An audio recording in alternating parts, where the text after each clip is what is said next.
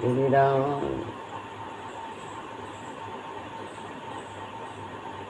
गुरुर्ब्रह्मा गुरुर्विष्णु गुरुर्देव महेश्वरः गुरु साक्षात् परब्रह्म तस्मै श्री गुरुवे नमः। श्रीमद् भगवद गीता अध्याय 12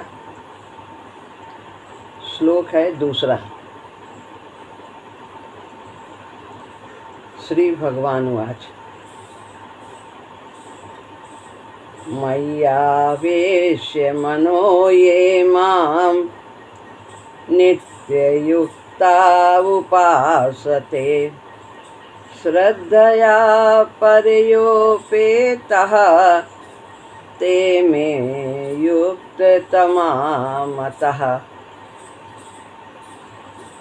यहाँ उत्तरार्ध में नीचे की पंक्ति में पर्योपेता तापे 8 अक्षर होते हैं, उसके बाद सा है वह विसर्ग बन जाएगा और आगे ते से पढ़ा जाएगा।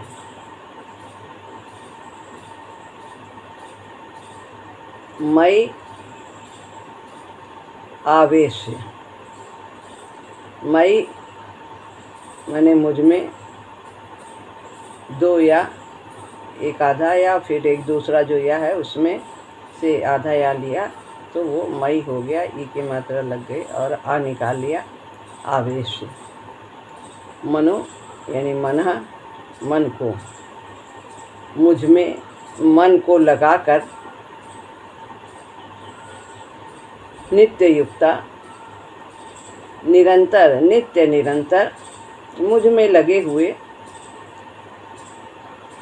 ये माने जो भक्त माम मेरी सगुण साकार की परम श्रद्धा से, पर्यो यानी पर्या, परम श्रद्धा, श्रद्धया, श्रद्धा से,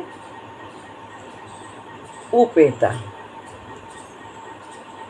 पर्यो या में यहाँ पर संधि है, ओ की मात्रा है तो यहाँ आ और ऊ मिल, ए की मात्रा मिल करके ऊ, तो यहाँ पर ऊ बन गया है, दोनों की संधि है, ऊ और आ मिल करके यो की मात्रा बनी है तो पर्यो लिखा गया है। अब यहाँ पर संधि तोड़ते हैं तो अर्थ निकालने के लिए, पढ़ने में नहीं तोड़ेंगे तो पर्या उपेता यानी युक्त होकर, परम श्रद्धा से युक्त होकर, में माने मेरे, युक्त मता, युक्ततमा यानी सर्वश्रेष्ठ, मता माने मेरे मत में, मत में, उपासना, उपासते का हो गया, उपासना करते हैं। तो यहाँ पर इसका वाक्य बनाते हैं कि मुझ में मन को लगाकर नित्य निरंतर जो भक्त मेरी परम श्रद्धा से युक्त होकर, मेरी यानी मेरी सगुण साकार रूप की उपासना करते हैं, वे मेरे मत में, ते में युक्त तमामता, वे मेरे मत में सर्वश्रेष्ठ योगी हैं। यहाँ पर भगवान अर्जुन के सगुण और निर्गुण उपासकों की श्रेष्ठता विषयक प्रश्न का उत्तर देते हुए कहते हैं कि जो मेरी सगुण साकार रूप की परम श्रद्धा से नित्य निरंतर उपासना करता है वो मेरे मत में सर्वश्रेष्ठ है।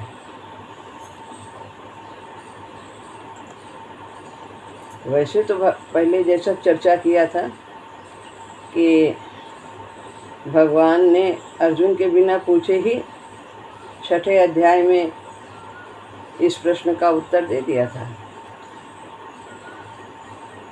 कहा था योगिनाम अपि सर्वेषां मद्गतेनान्तरात्मा श्रद्धावान भजते ये माम ते में युक्त तमो मता। जो श्रद्धापूर्वक मेरी उपासना करता है सभी योगियों में, सगुण साकार रूप की जो मेरी उपासना करता है वो सभी योगियों में श्रेष्ठ है। तो लेकिन अर्जुन ने फिर यहाँ पर प्रश्न किया। उन्होंने भगवान के इस वचन पर ध्यान नहीं दिया था, क्योंकि प्रश्न उनका नहीं था, अर्जुन का। जब कोई स्वयं प्रश्न करता है तो उसके उत्तर को भी विशेष ध्यान से सुनता है, अन्यथा कही हुई बात का इतना असर उसके ऊपर नहीं पड़ता। तो यहाँ पर अर्जुन ने जब पुनः यह प्रश्न किया,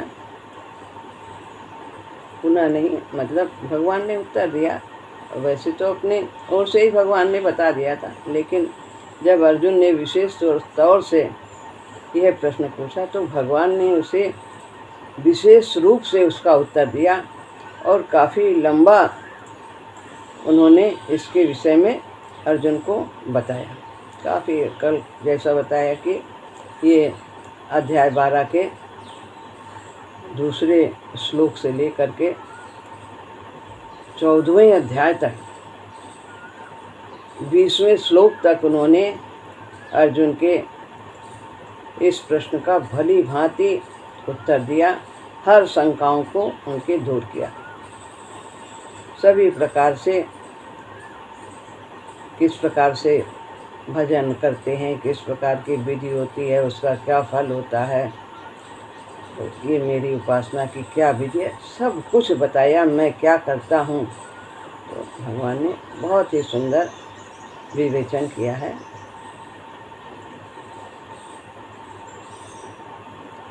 मय्या वेश्य मनो ये माम नित्य युक्ता उपासते।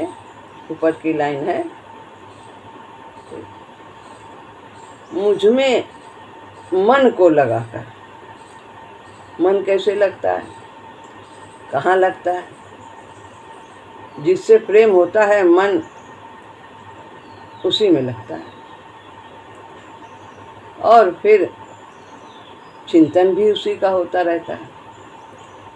तो जो इस प्रकार भगवान से प्रेम करता है, भगवान को चाहता है, भगवान को सर्वश्रेष्ठ समझता है, जैसा 11वें अध्याय में कहा है,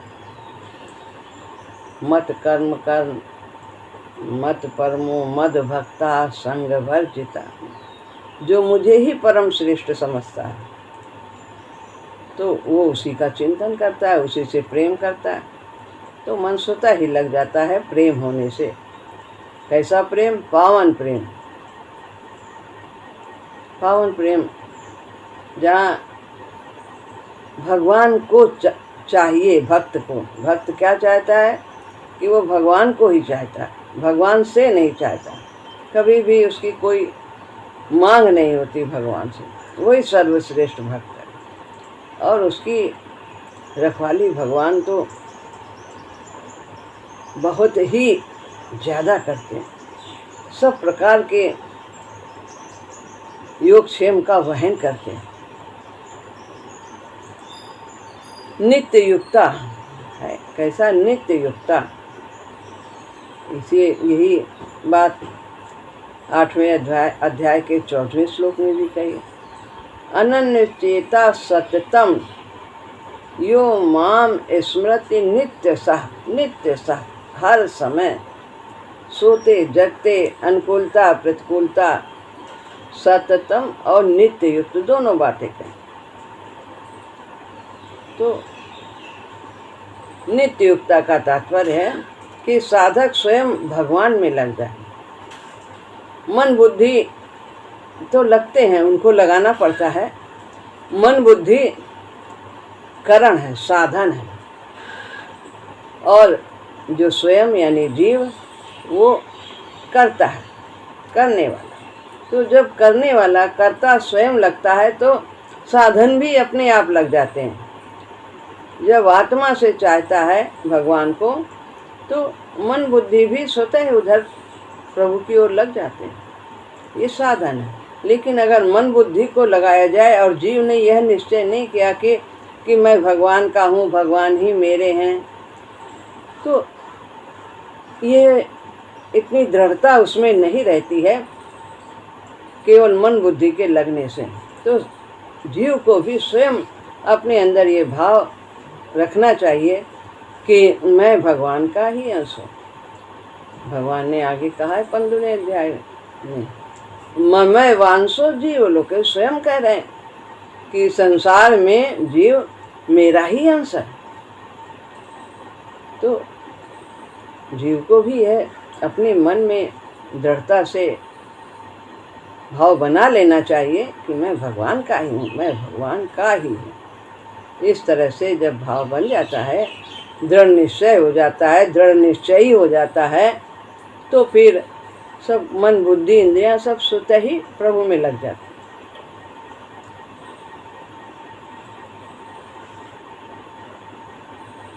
साधक से यह भूल होती है कि वो स्वयं भगवान में न लगकर मन बुद्धि को भगवान में लगाने का अभ्यास करता है।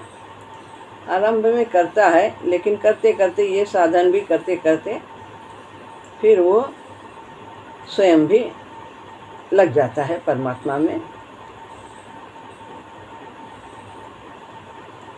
इसलिए साधक की यह व्यापक शिकायत रहती कि मन तो लगता ही नहीं, क्या करें, बुद्धि भी नहीं मानती, बहुत कुछ सोचती रहती, तिकड़म लगाती रहती, कैसे क्या मिलेगा, क्या संसारिक, क्या लाभ होगा, क्या होगा। मन बार बार इधर उधर जाता है। लेकिन अगर जीव ने, आत्मा ने, स्वयं ने यह निश्चय कर लिया है, नहीं, मैं संसार में किस लिए आया हूँ, भगवान को पाने के लिए ही आया हूँ, तो एक उद्देश्य दृढ़ हो जाने पर स्वयं ही प्रभु से अनुराग हो जाता है। और अनुराग होने पर उसी का चिंतन चलता है, उसी को प्रसन्न करने की चेष्टा रहती है, उसी के लिए सारे कार्य होते हैं।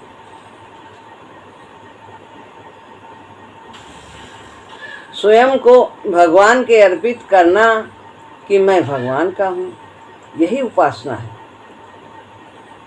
उपासना क्या है? जरूरी नहीं कि हम वहाँ पे जाएं, मंदिर में चक्कर लगाएं, परिक्रमा करें, माला पहनाएं और बात करते जाएं और शंकर जी पे हाथ रखे रहें और ये हुआ वो हुआ वो हुआ। क्रिया का महत्व नहीं है, भाव का महत्व है। तो उपासना का अर्थ है, उपासते कहा है, नित्य युक्ता उपासते, कि जो अपने को भगवान को अर्पित कर देता है, मैं आपका ही हूँ, मैं भगवान का ही हूँ और भगवान ही मेरे हैं। इस प्रकार अर्पित करने से जितना भी नाम जप ध्यान लौकिक कार्य जो कुछ भी होते हैं, वो सब स्वतः ही भगवान के लिए ही होते हैं। उसकी प्रत्येक क्रिया भगवान को अर्पित होती है। भगवान तो भाव देखते हैं, क्या दे रहे हो, क्या कर रहे हो। शुद्ध भाव है तो प्रत्येक कार्य भगवान की सेवा बन जाती है, यज्ञ बन जाता है। ये शरीर संसार का अंश है और जो जीव है वो परमात्मा का अंश है, और हम जीव हैं, आत्मा है। ये भाव होना चाहिए। ये तो जड़ है, कितने हम लोगों ने नाम रूप धारण किए, ये तो अनित्य है, नाशवान है। पूर्णत्व को प्राप्त करने के लिए कितने स्तरों से गुजरना पड़ता है, और वो सब हमारे विकास के लिए आवश्यक है। जैसे जैसे हम विकास की गति को प्राप्त करते हैं, हमारा ज्ञान बढ़ता है, तो हमारे भाव भी बढ़ते हैं, हमारी क्रिया बदलती है, कार्य के रूप बदलते हैं। यही विकास है, ज्ञान का विकास, भाव का विकास, क्रिया का विकास। पहले तमोगुणी ज्ञान रहता है, भाव रहता है, क्रिया होती है, फिर रजोगुणी होती है, और फिर उसके बाद विकास होते होते वो सतोगुणी भाव भी होता है, ज्ञान भी होती है, क्रिया भी होती है उसी हिसाब से। तो इसके लिए एक शरीर में तो संभव नहीं है। तो जैसे जैसे हमारा जड़ से वनस्पति, वनस्पति से पशु, पशु से मनुष्य, हम आगे बढ़ते गए, हमारे यंत्र भी बदलते गए। ये शरीर रूपी यंत्र हैं। तो विकास अगर हुआ है, ज्ञान बढ़ा है, तो उसको वैसा ही यंत्र भी मिलना चाहिए। विकास हो गया, बंदर का शरीर दे दिया, तो क्या वो इतने बड़े बड़े आविष्कार कर लेगा, इतना कुछ कर लेगा? नहीं कर सकता। तो इसीलिए प्रभु एक शरीर के बाद दूसरा और अच्छा, उससे अच्छा शरीर देते हैं, और उत्तम शरीर और उत्तम यंत्र देते हैं, ताकि हम अपना विकास करते हुए संसार का कल्याण भी करें और उन्नति को प्राप्त करें। ये संसार तो भगवत रूप ही है, भगवान की सेवा है जो भी कार्य करते हैं।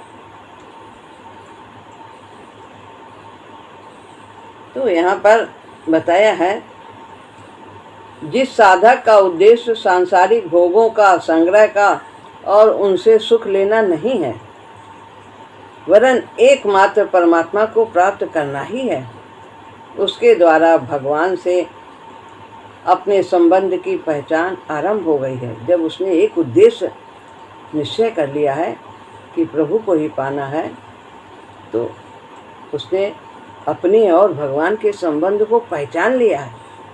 यानी वो जान गया है कि मैं भगवान का ही हूँ, मैं उन्हीं का अंश हूँ। तो उसने जब संबंध पहचान लिया है, तो जैसे संसारिक संबंध हम जब पहचान लेते तो हमारा विशेष प्रेम हो जाता है। ये हमारे कौन है, ये माता है, पिता है, ये बेटा है, बेटी है, क्या है, तो विशेष उसके लिए प्रेम होता है, चाह होती है, कर्तव्य होते हैं। तो जब उसने ऐसा मान लिया है, तो उसने अपने और भगवान के संबंध को पहचान लिया। इस संबंध की पूर्ण पहचान के बाद साधक में मन, बुद्धि, इंद्रियां, शरीर आदि के द्वारा सांसारिक भोग और उनका संग्रह, फिर उसकी कोई इच्छा नहीं रह जाती। उसका तो बस एक उद्देश्य ही रहता है, परमात्मा को पाना।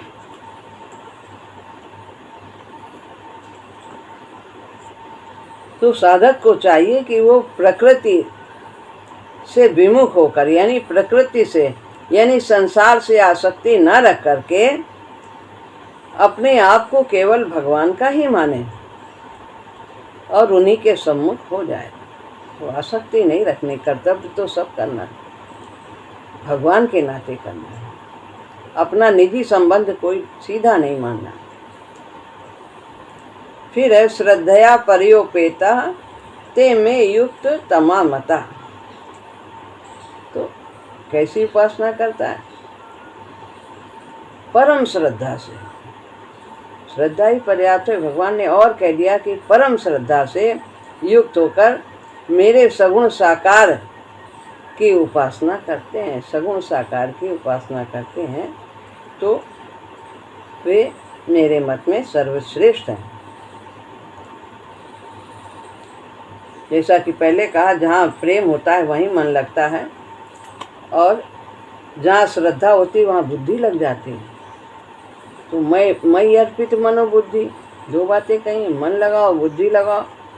तो मन कैसे लगेगा? भगवान से प्रेम करने से। और श्रद्धा क्या है? विश्वास से बढ़ कर के श्रद्धा कही गई है। तो जहाँ पर श्रद्धा है, आदर है, विश्वास है कि वही हमारे हैं, उन्हीं के शरण में हमें कल्याण हमारा होगा, वही सुख शांति है, ऐसा दृढ़ विश्वास, वो हमारी सब प्रकार से संभाल करते हैं, हमारा हित ही करते हैं, परम हित करते हैं। भगवान ने कहा जय विधि हुई है परम हित करते हैं, हित ही नहीं करते। तो ऐसा दृढ़ विश्वास, चाहे अनुकूलता है चाहे प्रतिकूलता है, वो हमारा परम हित ही कर रहे हैं, अपने समान बनाना चाहते हैं।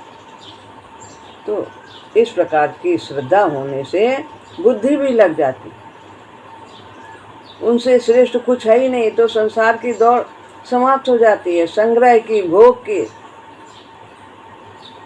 जो कर्तव्य कर्म करते हुए स्वाभाविक मिल गया, उसी में संतुष्ट है।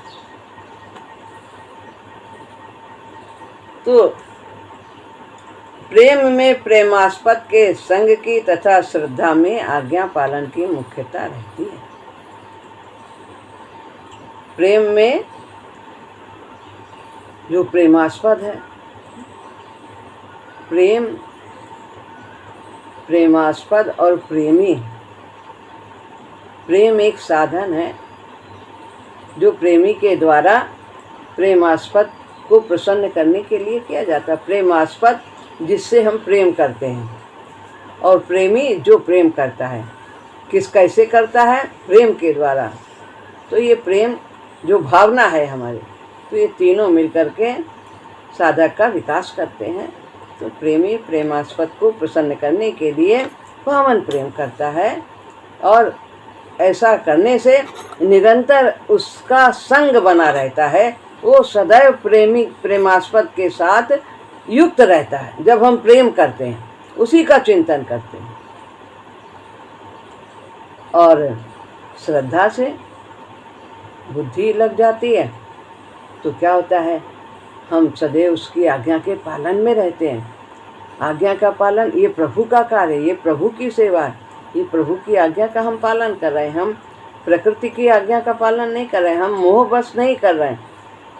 हम माया से प्रेरित होकर नहीं कर रहे हैं। ये जो कर्तव्य है, जो भी हमारे कर्तव्य हैं, चाहे पूजा पाठ, चाहे लौकिक कार्य हैं, वो सब क्या है? हम निजी भोग और संग्रह के लिए नहीं कर रहे हैं, निजी तृप्ति के लिए नहीं कर रहे हैं, राज्य के लिए, धन के लिए, किसी चीज़ के लिए नहीं कर रहे हैं। हम केवल इस कर्तव्य को भगवान की आज्ञा का पालन कर रहे हैं। बस इतना ही भाव है। भगवान की आज्ञा का पालन करना, भगवान की सेवा करना। सोई बालक मम अति प्रिय सोई, और मम अनुशासन मानई जोई। भगवान को अति प्रिय है जो उनकी आज्ञा का पालन करता है। तो भाव हमारा होना चाहिए, ये जो कर्तव्य हैं जो हम कर रहे हैं, ये प्रभु की आज्ञा है, प्रभु की आज्ञा है। तो हर समय वो उनकी आज्ञा के पालन में रहता है और प्रभु की सेवा होती है। तो कहते हैं सगुण उपासक इस प्रकार ते में युक्त तमा मता।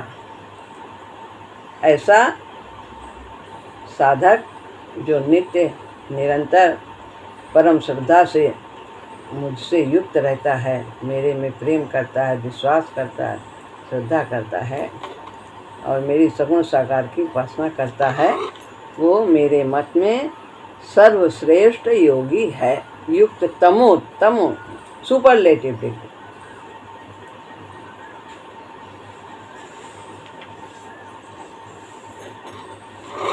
अब है एक श्लोक और लेते हैं।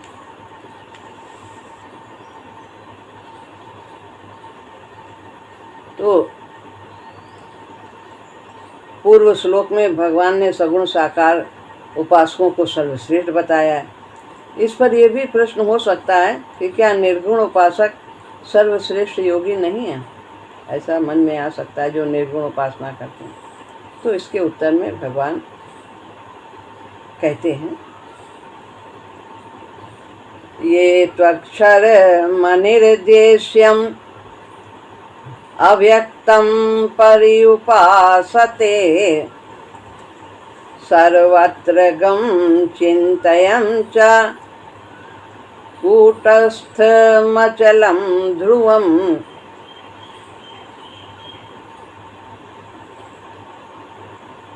बात इसमें दो है श्लोक, लेकिन समय में पूरा हो जाता है कि नहीं, पढ़ते हैं चौथा भी। सन्नियमेन्द्रिय ग्रामं सर्वत्र समबुद्धयः ते प्राप्नुवन्ति मामेव सर्वभूतहिते रतः। ऊपर की लाइन में संधि है, पहली लाइन में त्वक्षर मनिर्देश्यम, या पे 8 होता है, उसके बाद माँ है, तो माँ की बिंदी या पे आ गई और उसके बाद अ पढ़ा गया अव्यक्तम। ये माने जो तू, यहाँ ता आधा और वाह आधा तो लिया तो और हो गया, इसका मतलब और वाह से या निकाल लिया। अक्षरम यानी अक्षर अक्षर और अनिर्देश्यम यानी देखने में न आने वाले, जो निर्गुण निराकार की उपासना करते हैं उनको तो कोई आकार नहीं दिखाई देता। अव्यक्तम, अव्यक्त है जो प्रकट नहीं है, पर्युपासते उपासना करते हैं। सर्वत्र गम चिंतयम च, सब जगह जो व्याप्त है। अचिंतयम, चिंतन का के द्वारा नहीं प्राप्त किया जा सकता। च माने और, कूटस्थ, कूटस्थ की भांति है, अचल है। अचलम, ध्रुवम यानी पूर्ण सत्य, ध्रुव है, सदा रहने वाला, जिसकी सब काल में रहता है, जो वो ध्रुव कहा जाता है। सर्वत्र विद्यमान है, सब काल में रहने वाला। संनियमेंद्रिय की, जो कि संनियम में, संनियम माने भली भांति, और इंद्रिय ग्रामम, इंद्रिय समूह को, सर्वत्र माने सब ओर से, संबुद्धया, संबुद्धि, संबुद्धि वाले मनुष्य, ते प्राप्नुवन्ति माम एव, वे प्राणी मात्र के हित में सर्वभूत हिते रता, वे प्राणी मात्र के हित में रता माने प्रीत रखने वाले, माम एव मुझे ही, प्राप्नुवन्ति प्राप्त करते हैं। कहते हैं अर्थ, जो अपने इंद्रिय समूह को भली भांति वश में करके चिंतन में न आने वाले, मन बुद्धि से ही चिंतन होता है तो वो मन बुद्धि के विषय नहीं है परमात्मा, चिंतन में न आने वाले, सब जगह परिपूर्ण, भगवान सर्वत्र है, देखने में न आने वाले, अदृश्य हैं, कूटस्थ हैं, निर्विकार, कूटस्थ माने जिसमें कोई परिवर्तन नहीं होता, कूटस्थ निर्विकार, अचल चलायमान नहीं, ध्रुव अक्षर जिसका कभी भी क्षर नहीं होता, नाश नहीं होता, और अव्यक्त की तत्परता से, जो अव्यक्त है व्यक्त नहीं है, शरीर प्रकट होते हैं, शरीर व्यक्त दिखाई देते हैं, और भगवान तो अव्यक्त है, रहते सब जगह, जैसे बिजली सर्वत्र रहती है लेकिन प्रकट नहीं होती, यंत्र के माध्यम से ही प्रकट होती। तत्परता से उपासना करते हैं वे प्राणी मात्र के हित में प्रीत रखने वाले। प्राणी मात्र का हित बहुत जरूरी है। निर्गुण उपासना करो और सबको श्राप दे दो, क्रोध करो, तो वो नहीं। प्राणी मात्र के हित में रखने वाले अपनी तपस्या का अहंकार हो जाए। और सब जगह समबुद्धि वाले मनुष्य, सब जगह समबुद्धि, एक बुद्धि, भगवत भाव रखने वाले मनुष्य मुझे ही प्राप्त होते हैं।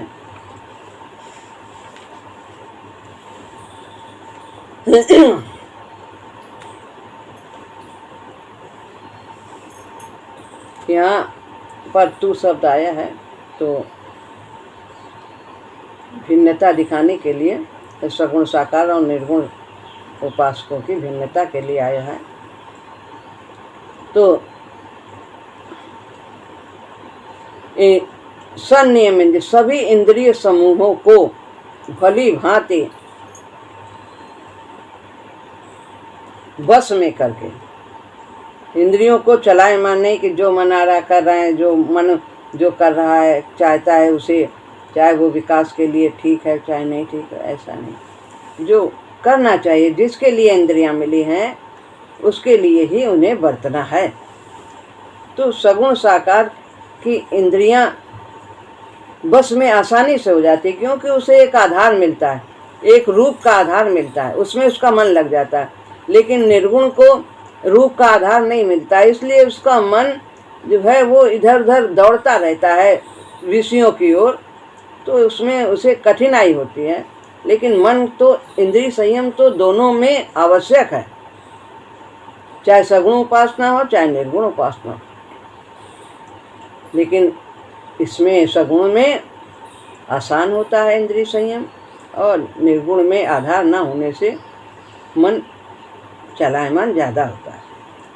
अचिंत्यम, मन बुद्धि का विषय न होने के कारण वो निर्गुण निराकार अचिंतन है, उसको जो चिंतन में ना है। वो तो भगवान प्रेम से ही प्रकट होते, चिंतन से तो मन बुद्धि के द्वारा उन्हें नहीं पाया जा सकता है। तो इसलिए उनकी विशेषता बताई है, वो अचिंतन है, अचिंत्यम है, सर्वत्र गम है, सभी देश काल वस्तु और व्यक्तियों में परिपूर्ण होने से वो सर्वत्र गम, सब जगह विद्यमान है। हर देश में, हर परिस्थिति में, हर घटना में, हर काल में, हर प्राणी में, हर वस्तु में, सब में वो विद्यमान है। तो सर्वव्यापी को सीमित से नहीं पाया जा सकता। मन बुद्धि सब ये सीमित है और वो सर्वव्यापी है, तो विशाल को संकुचित से नहीं पाया जा, सीमित से नहीं पाया जा। अनिर्देश्यम, जिसको निर्देशित नहीं किया जा सकता, वाणी से नहीं बताया जा सकता, भाषा से नहीं व्यक्त किया जा सकता, तो वो अनिर्देश्यम है, जो जाति गुण क्रिया एवं संबंध से युक्त हो और देश काल वस्तु एवं व्यक्ति से परिच्छिन्न हो, परंतु जो चिंतन चिन्मय सर्वत्र परिपूर्ण हो, उसका संकेत जड़ भाषा से हम कैसे कर सकते हैं, जो सर्वत्र व्याप्त है। तो वाणी भी स्थूल है, भाषा भी स्थूल है, तो सूक्ष्म को स्थूल से हम व्यक्त नहीं कर सकते। अनिर्देशम, उसको हम नहीं बता सकते। कूटस्थ है, निर्विकार है, उसमें कोई परिवर्तन नहीं होता, सदा एक रस रहता है। चाहे वो अर्जुन का रथ हाँकें, सारथी बन जाएं, और चाहे विराट रूप दिखा जाएं, एक से रहते हैं। कोई उनमें अपने अंदर परिवर्तन नहीं किए, रथ हाँक रहे तो उसमें क्रोध आ जाए या कैसे हो जाए, छोटे अपने को समझे बड़े, एक रस रहते हैं।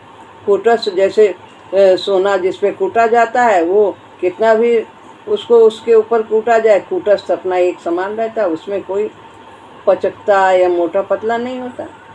और जो गहने हैं उसको आकार दिया जाता है। अचलम, चलने की जरूरत ही नहीं, सब जगह वो है, उसको कहीं आने जाने की जरूरत ही नहीं, अचल है, सर्वत्र है। ध्रुव, जिसकी सत्ता निश्चित है, किसी पर आधारित नहीं है, जिसकी सत्ता वही सत्य है, और जिसकी सत्ता किसी पर आधारित है वो सत्य नहीं है। ये शरीर की सत्ता सत्य है क्या? नहीं, ये तो पंचभूतों पर आधारित है। पंचभूत ये प्रकृति पर आधारित है, और प्रकृति भगवान पर आधारित है, और भगवान किसी पर नहीं आधारित। तो प्रभु ध्रुव सत्य। अक्षरम, जिसका कभी क्षरण न हो, ये सब भगवान की विशेषताएं बता रहे हैं, निर्गुण निराकार की जो है, ये सब हैं। और सगुण में भी ये सब विशेषताएं। निर्गुण में सगुण आ सकता है, सगुण में निर्गुण नहीं आ सकता। जो सगुण उपासना करता है वो निर्गुण को भी जान जाता है, सगुण को भी जान जाता है। अक्षरम, जिसका कभी क्षरण या विनाश नहीं होता, जिसमें कोई कभी कमी नहीं आती। अव्यक्तम, जो व्यक्त न हो, मन बुद्धि इंद्रियों का विषय न हो, जिसका कोई रूप या आकार न हो, अव्यक्त रहता है निर्गुण निराकार। और सगुण में व्यक्त हो जाते हैं, हम उनके दर्शन कर लेते हैं, जिस रूप में हमारा भाव होता है। पर्युपासते, यानी उपासना करता है। और बताया है कि सर्वभूत हिते रहता, सभी भूत प्राणियों, जितने भी प्राणी हैं, सबका हित चाहने वाला हो, चाहे वो ज्ञान मार्गी हो, चाहे वो भक्ति मार्गी हो, चाहे वो कर्म योगी हो, सबके लिए यह आवश्यक है कि प्राणी मात्र के हित में रहे। तो ये बताया है यहाँ पर। तो सर्वभूत हिते रहता, साधन कोई भी करे, ये विशेषता होनी बहुत आवश्यक है। और समबुद्धया, समबुद्धि हो उसके, समबुद्धि भेदभाव से रहित हो, सब में परमात्मा का ही भाव हो, एक बुद्धि रहे, एक ही ज्ञान रहे, चाहे देवी देवता हो, चाहे प्राणी हो, चाहे जानवर कोई भी हो, पशु पक्षी हो, सब में एक बुद्धि, एक भगवत भाव ही रहे। तो इस प्रकार की जो उपासना करता है, जो भक्त इस प्रकार मेरे लिए भाव रखता है, वो मुझे ही प्राप्त होता है, वो भी मुझे प्राप्त करता है, चाहे निर्गुण से करें चाहे सगुण से करें। तो जो इस तरह भगवान के प्रति ऐसा भाव रखता है और वो सर्वभूत हिते रहता है, समबुद्धिया रहता है, और प्रभु को जैसी विशेषताएं 8 विशेषताएं भगवान की बताई हैं, तो उन परमात्मा की वो उपासना करता है, वो भी मुझे प्राप्त होता है, वो भी मुझे प्राप्त होता है। ऐसा नहीं कि वो नहीं प्राप्त होता है, वो भी प्राप्त होता है। लेकिन फिर आगे बताएंगे कि कठिनाई क्या है निर्गुण में और सगुण में आसान क्या है, सुलभ क्या है। तो इसलिए वो श्रेष्ठ है, ऐसा भगवान बताएंगे। श्री राम।